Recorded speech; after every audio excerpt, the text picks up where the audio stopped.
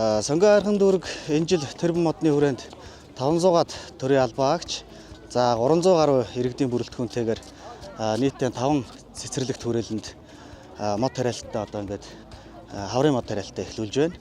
Бид бүхэн мод тариалтынхаа байршлыг сонгох дээр энэ жил бас нэлээдгүй анхаарч ажиллалаа. Учир нь гэвэл одоо мод ургах гол одоо үзүүлэлт нь арчилт хамгаалалт байдаг. Тэгэхээр бид бүхэн бас арчилт хамгаалалтаа явуулахад тохиромжтой, боломжтой байршлуудыг бол голчилж анхаарч энэ жил мод тариалтан дээр анхаарч ажиллалаа.